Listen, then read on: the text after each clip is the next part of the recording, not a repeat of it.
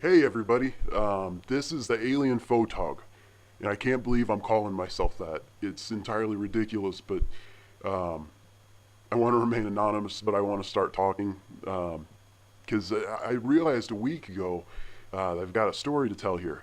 I've been videotaping UFOs everywhere, and some are flying right over me, and and some are flashing lights at me, and it's been pretty wild. I wanted to start talking. I made a decision to start talking because I think there's stuff that I know that I want to teach other people and tell other people about because I feel it's important. So that's why I'm doing this. That's why I've been putting all these videos up. Um, that and that alone. I assure you, there's been absolutely no financial reward whatsoever.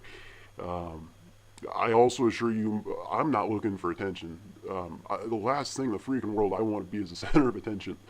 That's why I don't show my face. That's why my voice is distorted. That's why I don't put my real name out there. I also want to start taking questions from people who want to know more about this because I have a lot of information to give. I just don't know who cares.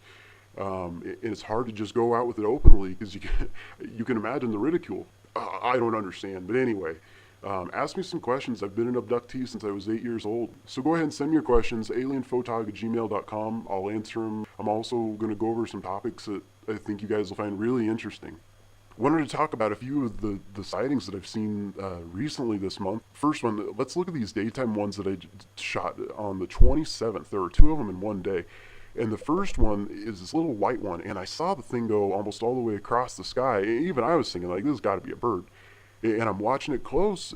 There's no wings flapping. It's too low to the ground to be going that fast to be a plane. I mean, it'd have to be really, really small to be a plane.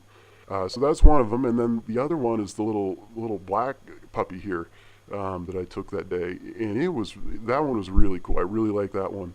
It was just sort of floating there, and I saw it, and you can see it reverses course, goes back and forth. It was hard to see with the naked eye, so it kind of escaped me. I thought I'd lost it on camera, and I didn't, but it sort of just went further away from me and disappeared. I don't know where it went to or how it flew away or at what speed, but here's some video of that. So that was a pretty cool thing to see this week. And I think the most amazing thing that I saw with my own eyes this month was absolutely this enormous orb floating over Loveland and Fort Collins, Colorado. And it looks like in person just like it looked on this video. And man, I wish I had a better camera.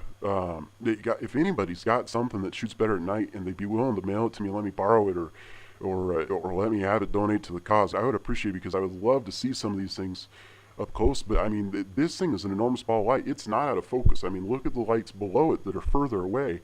I mean, they're not ballooned out like this is. It was silent. I mean, it just floated across the sky, and it was an interesting experience seeing it. I was, just got this weird sense that I should go up there, and I was shooting up at the sky actually when I saw this thing.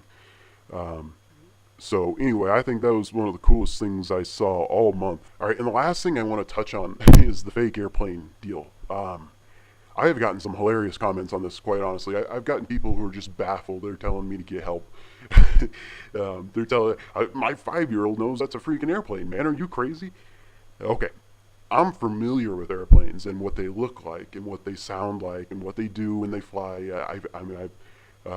I'm not nuts.